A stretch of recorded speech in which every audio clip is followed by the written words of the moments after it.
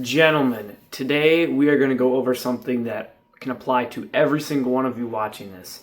We are going to talk about exactly what to do when your cheat day goes a little bit farther than you would have anticipated. We're going to go over the steps that have helped me bounce back within a few days after an insane cheat meal, cheat day, or even a cheat weekend.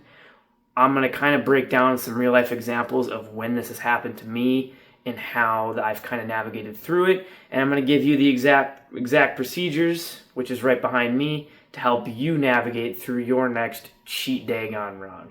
All right, let's get into it.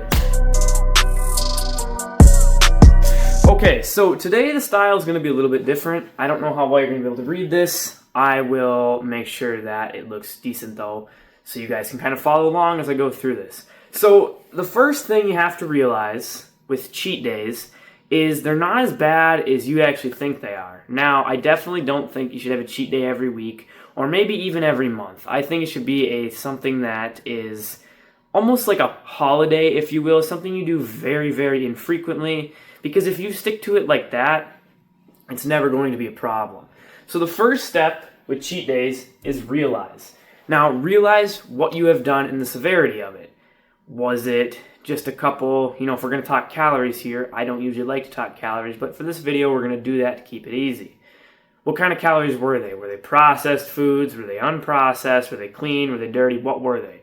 That's the first thing you got to realize. How much extra did you eat? Did you eat just a little bit extra, a little bit more than you're used to? Or did you eat enough to feed yourself for a week? You got to realize what you've done, the severity of it. You also need to realize this. A lot of the extra calories that you have consumed are not going to go straight to fat. They're going to do things like replenish glycogen, do things like build back muscle that's maybe been a little bit kind of damaged if you have been eating in extreme caloric deficits. So that's kind of what you got to do. You got to realize that, hey, you did screw up, you did something that maybe you shouldn't have, but it's maybe not as bad as you were thinking. Next step is identify. Identify why you did this. Now, it depends. If this is something that happened on a one-off thing, you haven't done this in a long time, this step doesn't really matter. But if a cheat day gone wrong is something you're experiencing every week, every couple weeks, we need to help identify why you're doing this. Are you hungry? Do you have diet fatigue? Are things not set up right? I think if any three of these are your option, your nutrition plan isn't set up correctly, and you should maybe think about redoing things. More on nutrition coming sometime soon, but not right now. We're not talking about that right now. So you got to identify exactly why you're doing these things, and you need to identify the next time that you have these feelings that set off the cheat day, what are you going to do to make sure that you don't go this extreme again? Now, in my case, I told you I'd give you some real life examples. My best friend's dad got married last weekend. So naturally, I ate a ton of food. Now, they vary in intensity. For me, this was by far the most intense one I've ever hit. I ate so much damn food. I definitely should not have ate that much, but you know what? Honestly, I've been locked in for a long time. Don't regret it. So you got to identify why. This was a one-off thing for me, so it's not a big deal. We just move forward. The next step is you got to think, and we got some smaller steps here. So you need to think, all right, I had this cheat day. How severe was it?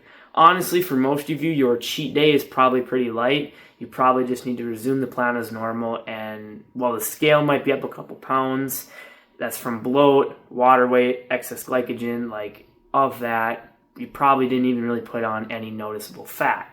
So most of you, for your cheat day, if it's kind of light, a little bit heavier than you wanted, but nothing too crazy, just move forward, just don't do it again for a while, you'll be fine. But in my case, I needed a plan because this cheat day set me back probably about a regular week or two of my plan. And my goals that I have, they're not accounting for that extra week or two by the deadline that I want to hit. So I need to do something, some corrective action. That's just who I am. Some people will have a cheat day and they just go back on as normal, and that's probably fine. You're going to be okay doing that. But me, I kind of wanted to counteract some of the bad things I did because, you know what? It's important to me. So we need to have a plan. We need to make a plan and a procedure. Now, for me, my typical diet looks kind of as follows. I won't eat anything till around early afternoon. might have a protein shake, might have a little bit of protein, something protein related, usually minimal carbs and fats, protein shake, a little bit of like lunch meat or chicken, something like that. Then I won't eat the rest of the day and I'll have a big supper. Big suppers usually consist of, they're always centered around protein, then either majority carbs or fats, but I have a lot of food there, a lot of filler foods. And, you know, if it, like, for example, if it's surrounded around carbs, I'm going to have a lot of potatoes, a lot of white rice. Like, I'm going to have a lot of food at the end of the night. And that works for me. So I need to develop a plan. Now, knowing how extreme this cheat day was and knowing how many excess carbs I had, just in the pizza alone, yeah, I probably had enough carbs for a couple days. So right now, what I'm doing is I'm going to be running low carb for a couple days, probably 2 or 3, to kind of use up some of that glycogen that has been excess to me. So that's what I'm going to do. I'm going to go low carb to use it up. You have to make a plan that works for you. Again, if your cheat day is not that extreme, your plan should probably just be get back to it like regular. But again, in my case, for this wedding, I need to have a little bit better of a plan. So now we're going to move on to execute. I know I didn't spell that right. I don't want to hear it. Execute. Time. How long is your time going to be for your cheat day recovery?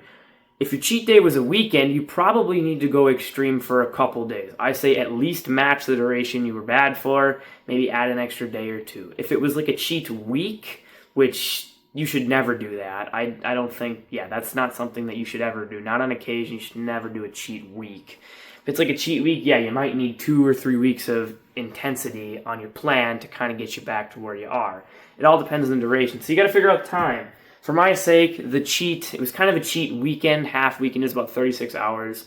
36 hours of uncontrolled amount of food. And so for that, I'm going to spend anywhere from 48 to 72 to kind of counteract that. Should be good there. And who knows, like, I am not a scientist, and maybe my cheat day wasn't as bad as I think it is, and maybe it'll only take me 24 hours to get back to baseline. But you know what? We're just going to be on the extreme end, make sure we do the right things.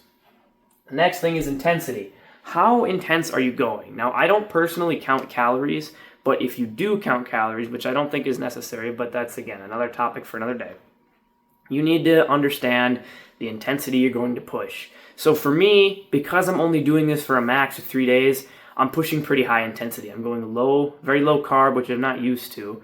Going low carb and low amounts of food overall. Usually I'll have quite a bit of milk at the end of the night. I'll have some protein. I'll have some eggs. I'll have, grain, whatever. I'm not doing that. I'm just going to keep it to, I'm going to try and hit my protein target, and that's it. The rest of my energy for my workouts throughout the day are going to come from that excess glycogen that I had stored up or body fat that I may have put on a little bit. Something you also need to do with intensity is workouts. Now, for me, yesterday was the first day after the wedding, and it was leg day. So knowing I had all this excess stored energy, what did I do? I bumped up the volume on legs. I pushed maximum intensity for more than I'm used to. Why did I do that? Because, well, you know what? I had a lot of glycogen. Let's not put it to waste. You got to kind of rethink your mind frame when you think of cheat days. They're not necessarily bad. If you stack a bunch of them recently, that gets out of control. You're probably going to go off track of your goals. However, if it's just a one-off thing, it's not necessarily bad, especially if you ate a lot of food, like a lot of carb-heavy food. You're going to have a shit ton of glycogen that you're not used to, so do not waste that. Make sure to put that good glycogen to use in the form of weight training. You're going to get an insane pump. Your strength is probably going to be elevated. Make sure you use it correctly. So I hit, for my intensity, I hit legs very intense. This morning was chest day, as it is a Monday when I'm recording this. So I hit chest extremely intense, and it was a very good session. Strength is a little bit off for chest because now we're 2 days post-wedding, so a lot of that glycogen is probably used up, and I haven't been replenishing it, but I want to completely deplete myself. That's a me personal thing. I'm not saying you have to do that, but that's kind of what I want to do. So do not put that glycogen to waste and manage your intensity. If you had a cheat week, like I said before, and you're going to go hard for 2 or 3 weeks, your intensity probably needs to be a little bit less than mine because you're doing this for 2 or 3 weeks. You got to be careful. You don't want to burn out, but you also want to counteract your bad actions. You got to make sure you do that. And the final point is return. Now, after your intense phase, after your phase of de-cheat mealing yourself, you need to understand what your plan going forward is going to look like and how to return to baseline and continue making progress. Now, for example, if you had a crazy cheat day, and let's say you're on a a mass gaining phase. You want to put on some muscle. Well, maybe these two don't need to be as intense and you return. Maybe you spend a day just a little bit less food than usual and you go back to baseline. Maybe that could be you. Now for me, my return and my plan is simple. I'm going to do this for 2 to 3 days. I'll watch the scale. And honestly, the scale might be up for longer than that, but that doesn't mean that I'm still quote unquote fatter or I haven't lost all that yet. So I'm going to watch the scale and I'll manage. Kind of get back to baseline. Then my return is going to be simple. When I hit that adequate number that I want to get to, I'll just return to what I was used to doing and continue to stack progress that way. It really depends on you, but at the end of the day, after an intense phase, you kind of want to go back to baseline. You want to return to a plan that's going to continue to make you progress. So this cheat day wasn't even a bump in the road. It was like just a little crack. You felt it a little bit while you're driving on the highway. That's all you want. So honestly, that's it. You got to realize what you've done. You got to identify why you did it and how to make sure you don't do this again, or if you do it, it's with control and it isn't for a long time. You got to think. You got to develop a plan for how you're going to counteract your bad actions. You got to do that plan. You got to execute. Spelled wrong, don't tell me.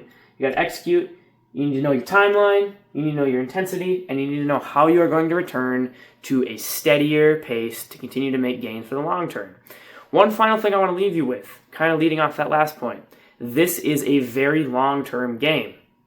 We are not doing fitness for a month, 3 months, 6 months, a year, even a decade. Ideally, fitness, as long as you don't get injured, it's a lifelong game. It's a lifelong time to make gains. That's what it is. So you need to make sure that you understand that and you know that, hey, in the grand scheme of things, one cheat meal is not going to even appear on your timeline for gains over a lifetime. It doesn't. One cheat meal isn't going to ruin your progress. 10 cheat meals isn't going to ruin your progress over a lifetime. 100 cheat meals probably won't. It's just, you have to think about it long term. You got to change your mind frame. So that's kind of what I want to leave you with. If this has happened to you, which if it hasn't happened to you yet, it will. And if you've been doing this for long enough and you said it hasn't happened to you, you're a liar. So it'll happen to everyone eventually. At some point, we are all going to fall off. We're all going to make a choice that we don't want to make. So we just need to do after the fact. We need to know what we need to do after the fact to make sure that we continue to see gains in the long term. So with that being said, thank you guys so much for watching. Stay tuned for more videos like this. And as always, if there's anything you want to see me cover, want to see me do, drop it in the comments. And if it gets a lot of likes, a lot of attention, maybe I'll do it. I probably will do it. So we'll catch you in the next one. Thanks for watching. Peace.